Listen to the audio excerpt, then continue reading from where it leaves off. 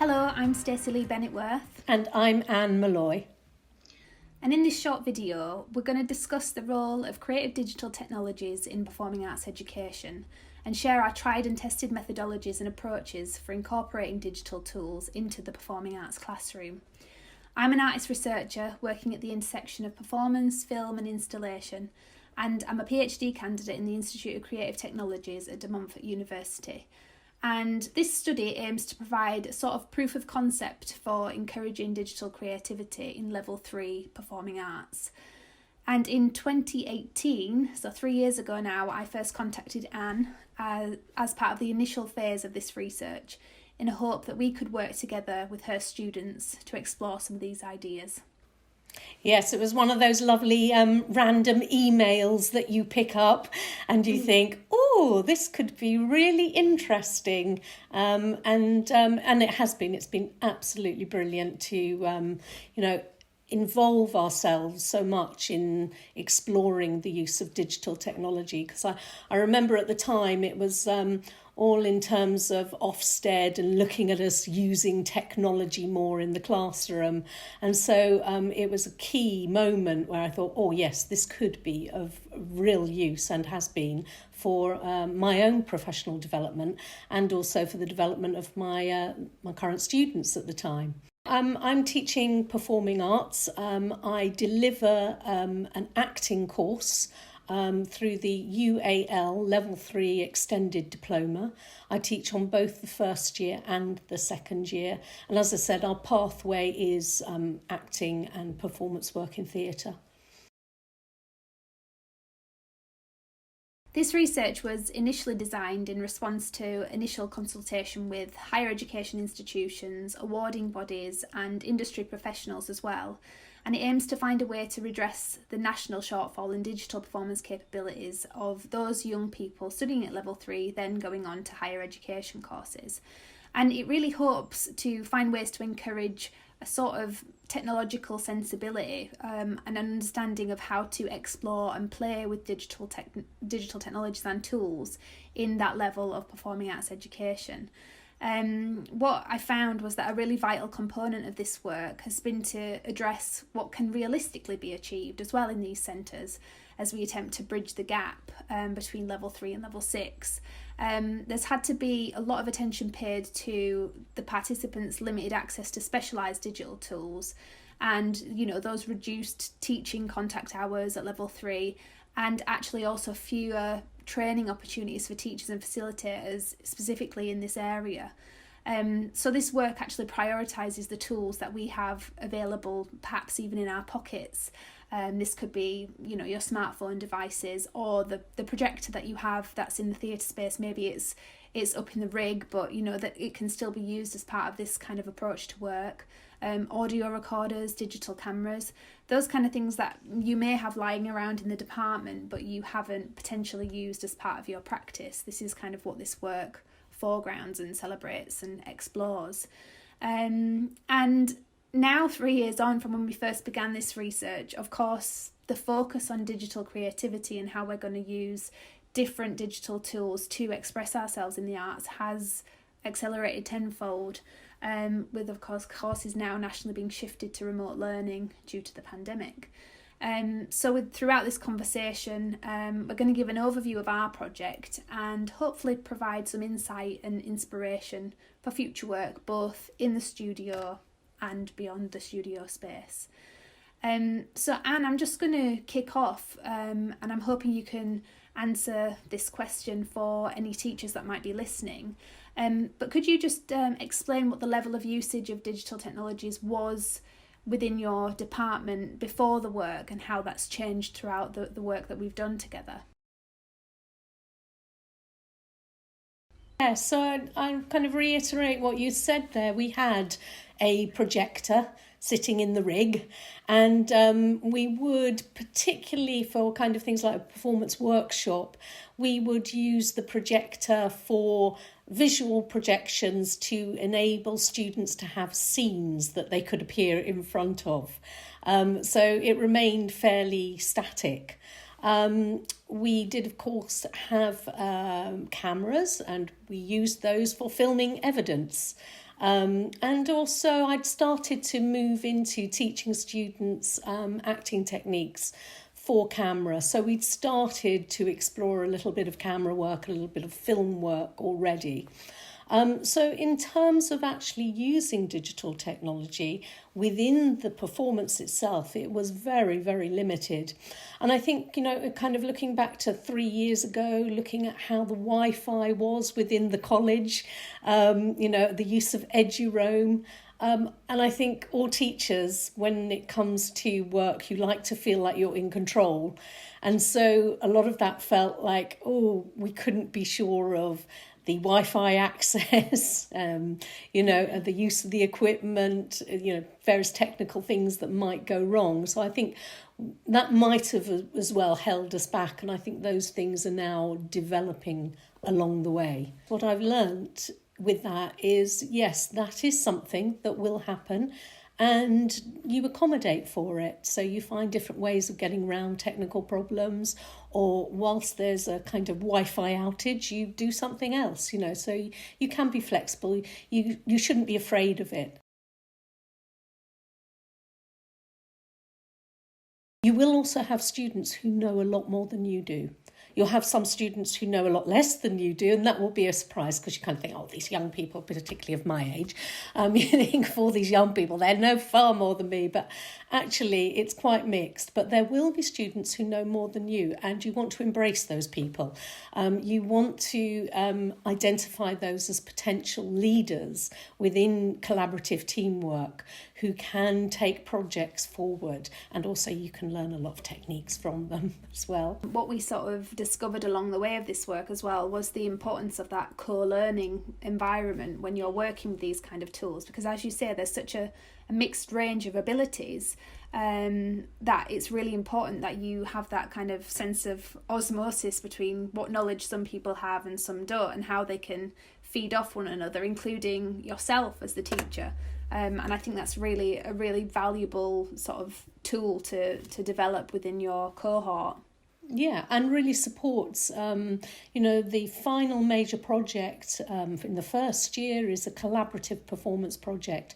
So right from the beginning, if you begin to work with these digital tools in performance work, you start that collaboration with each other in terms of skill set, what skills some people have, what skills other people have, and what you can all bring to the performance party. We trialled different models throughout the 3 years of working together, and one is, I'm calling it the digital circuit training model, which actually was based on your classic circuit training sort of idea, where we brought in different digital tools and had them set up at different stations in a regular workshop setting. And each station had different tasks assigned to them and a different tool that they would be exploring within that task time. And this was really interesting for me. It was a sort of prototyping experiment for me as a researcher to see what types of tools and tasks the students would find engaging, and to ascertain whether the use of simple tools such as microphones, cameras, projectors could actually encourage that digital creativity towards performance making, and maybe open up their eyes to some different aesthetics that they'd maybe not explored before. Could you maybe explain a little bit about how you brought some of these ideas into the curriculum and into your practice? Yeah, I mean, one of the things that I will say for teachers who are working on the UAL qualifications is that they are very broad and very open for interpretation, which is wonderful. They don't pin you down with any kind of specified indicative content. So actually, if you look at the curriculum through a digital frame, virtually all of the learning outcomes and the assessment criteria can be viewed with an eye to using digital performance technology as part of the assessment. So kind of right from Unit 1, where we're looking at the introduction of the principles of performance, they can apply their understanding of technical digital skills. So you can start to bring it right in at the beginning. Moving on into Unit 2, engaging with an audience, which I worked with Stacie on a digital Christmas show. We created a digital virtual Christmas card to send out to junior school children. So our target audience were junior schools. And the students were able to meet the assessment criteria by looking at ways to communicate meaning on the digital stage and compare that to how they may have communicated meaning through the live stage. So here you can just bring it in right even at those earlier units. Even in Introduction to Professional Practice, they can look at the roles within digital performance work, and they can see how they can add those opportunities in for all of the performers. As I mentioned before, we started this work by working with one student group to develop this digital circuit training model. And from that work, we then transferred all of what we'd learned into a smaller package of work, which was sort of a 2-week intensive period where I worked with a smaller group of students, where we explored the same tools, but we explored them in an intensive environment towards a performance. And we decided right at the beginning, as the student group decided, that they wanted to create something that they could invite an audience to. So this is pre-pandemic, and actually it was the very beginning of last year that we did this project, so January 2020. And the students created what I guess could be described as an installation performance. So it had live performance, pre-recorded material, projection. They also used their mobile phones as sort of repositories for films that they could then show the audience at different parts within this show that they developed. And I think it was a really interesting transition, seeing them sort of in that first state when they were working with the tools initially. They were quite nervous actually. There wasn't initial excitement that I thought there could be with exploring the tools in some way, because the students seemed rather nervous to fail or to sort of trial things or to experiment. So I think it took quite a long time for us to get to a stage where then they were willing to just be open and play and not want to create something that looked polished and perfect at the end. What do you think about that? I think that's very true, that the student feels like they're under the spotlight a bit to create a wonderful performance and feeling like they're always judged all the time. So it was nice to kind of get a group of students to start thinking about play working within the digital performance materials, and also to get them to not think so literally about theatre. I think that's the wonderful thing about working with different mediums such as digital technologies, is we move away from literal theatre. I think actually, Anne, we found it quite interesting, didn't we, together, that once we started exploring Isadora, which is, you know, the node-based graphic programming environment that we explored with the students, that was a mini transition period when actually they started to understand maybe more abstract aesthetics and how that could be used as a concept for theatre and making theatre. But before then, yes, it's that literal thinking. It's definitely been, I would say, a bit of a barrier towards this work as well.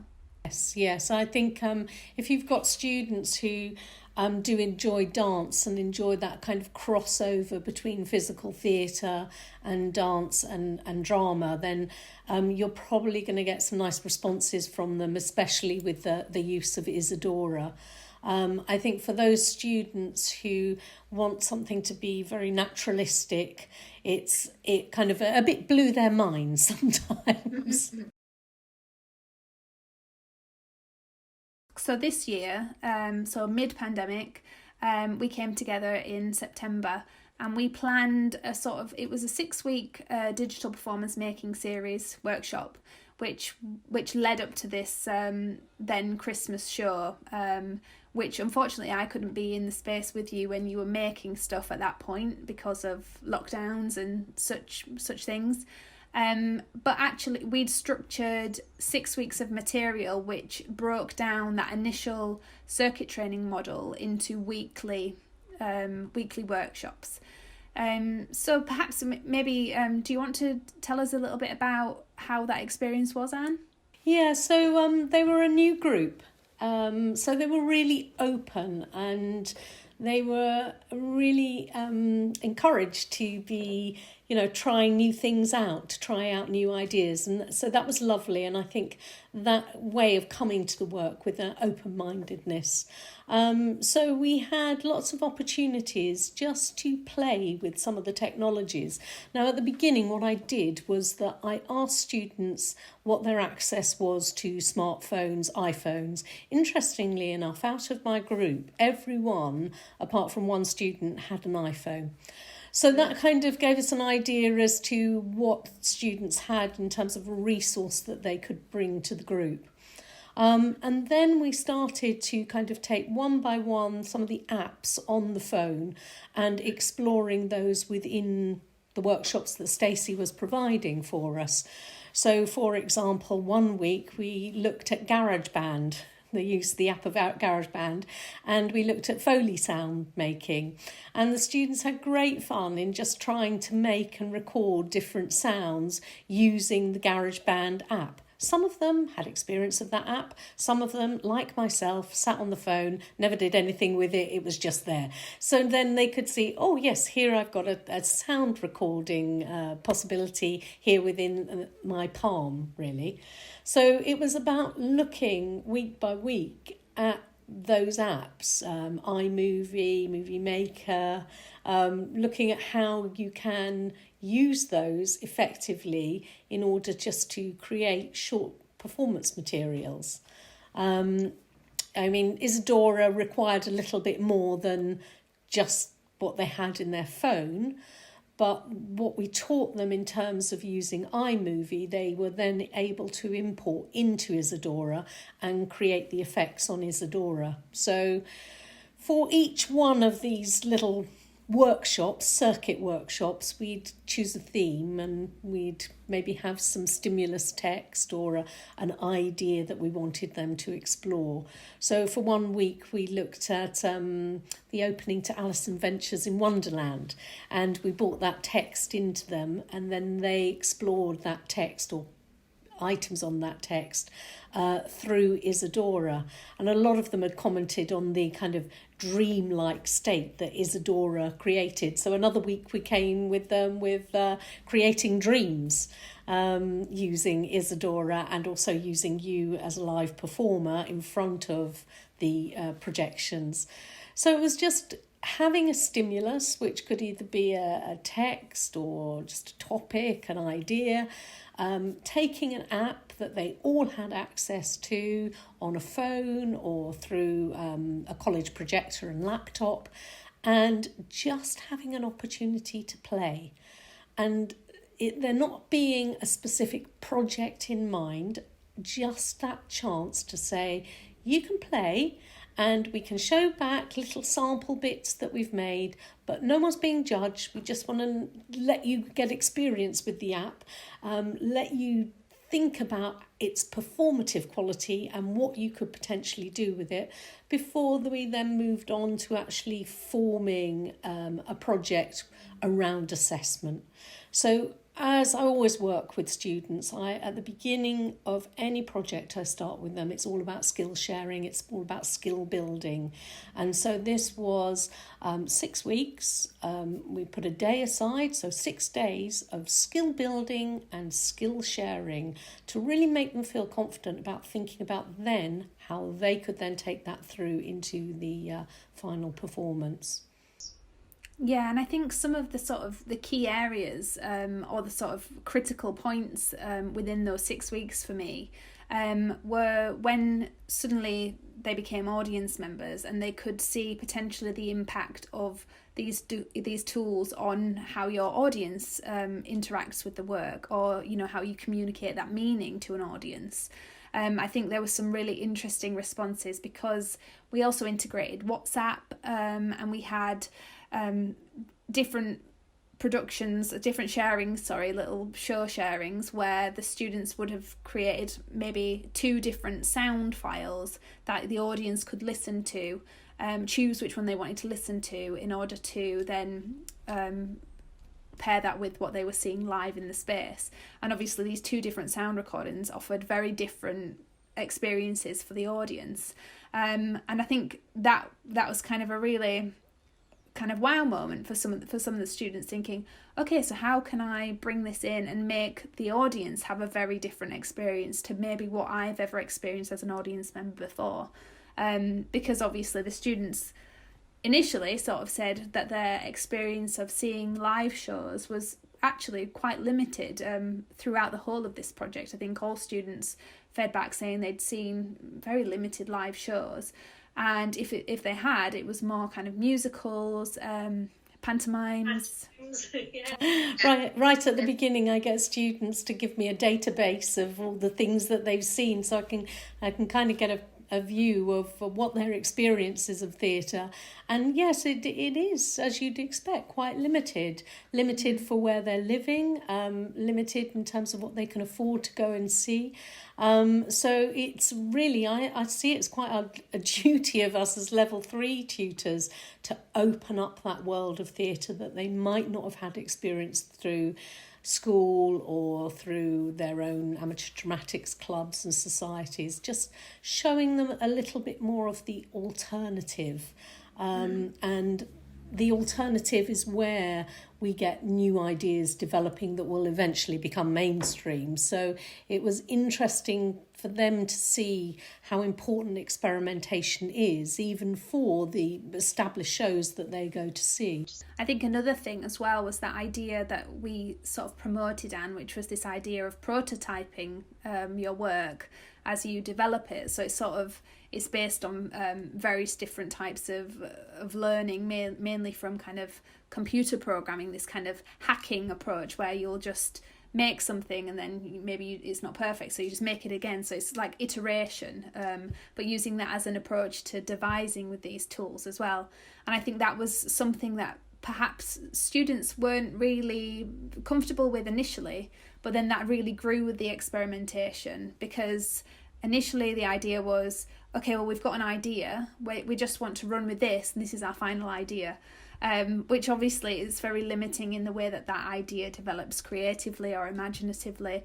So I think, yes, sort of getting them engaged with this idea of rapid prototyping was also a really interesting sort of concept within this work. The more you can build that into your scheme of work with the students, into your lesson plan with the students, is to get them to create prototypes and then to review, and then be also prepared to go, actually, no, we're not going to go down that line because we can see how that's not working or it's not communicating in the way that we'd like it to communicate. So stop students going too far down a rabbit hole, as it were, and makes them think about, oh, it could be this, but it could be that, and let's see how the audience respond to it. So very much like performance constantly being evaluated and adapted in response to that evaluation through showing it to fellow class members. Can you sort of explain how your students responded to the work, and perhaps what the benefits of this type of approach might be? Some of the work they have found challenging. And when you're challenged, you're a little bit nervous of it. Other work that they've been able to really get engaged with, and most of them were able to manage the technologies, they've really embraced it and found it to be a lot of fun. So I think that's good, because then you've got this continuum from this is fun, this is easy, this is quite quick, quite spontaneous in terms of what they want material to be a lot of the time, to this is a little bit more challenging, this will have to make me think a little bit harder, this will I'll have to develop my ideas here. So the use of these technologies allows for that differentiation of outcome by the student, allowing students at whatever skill level to come into the work and to develop the work. So the students have responded, I think, really positively to it.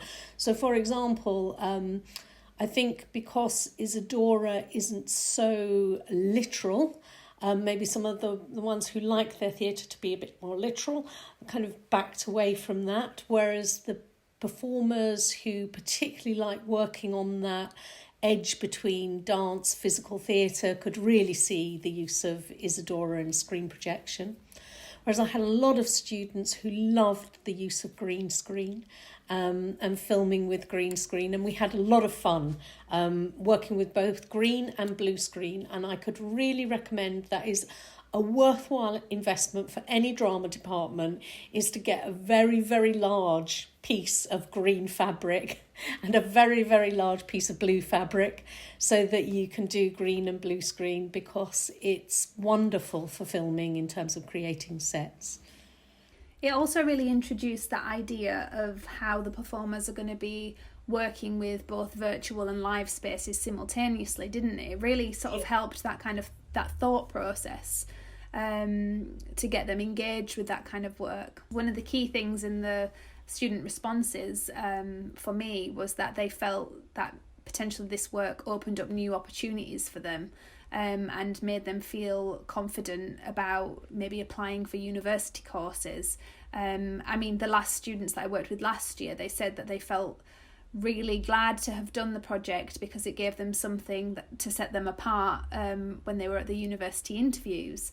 So it's interesting that they're sort of recognising this work as something that is valuable for the future and is also really relevant to them. Yeah. And within the curriculum itself, I mean, we have a production course that runs separately to our acting programme. But as you know, within the curriculum, there's a unit which is about production skills and context that performers have to go through. And so I think this is a wonderful opportunity working with the digital work, because it's all held within the actor's hand. It's all very accessible, whereas maybe learning to rig lights and make costumes and things like this not so accessible given the time frame.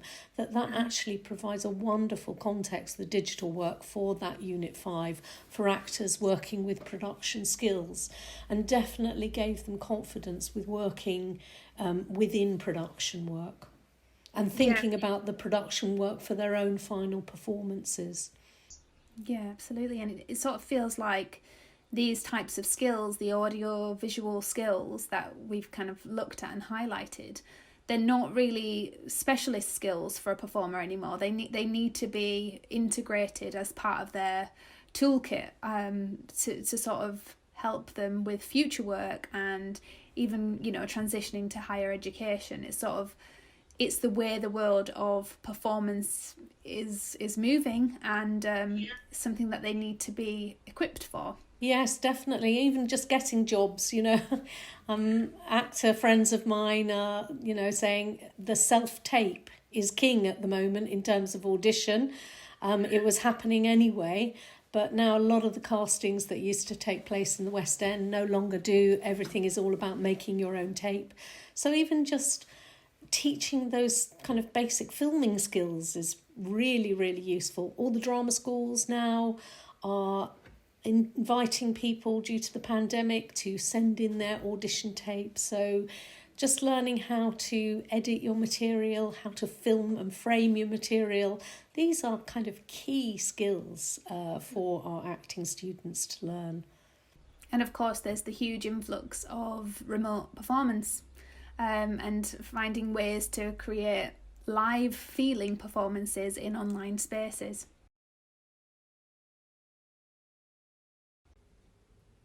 Thank you very much for taking the time to listen or watch this discussion, and a very special thank you to Anne Molloy for joining me and for her continued support of all the research.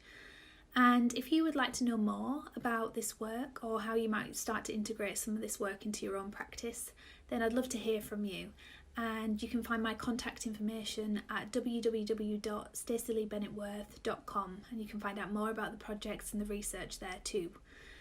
If you are interested in taking part in a UAL CPD session yourself and you want to know more about what's going on, what the programme has on offer, then please get in touch with UAL at ual.cpd@arts.ac.uk, and there'll be someone there who can help you. Thanks again for tuning in, and I look forward to hearing from you soon. Take care.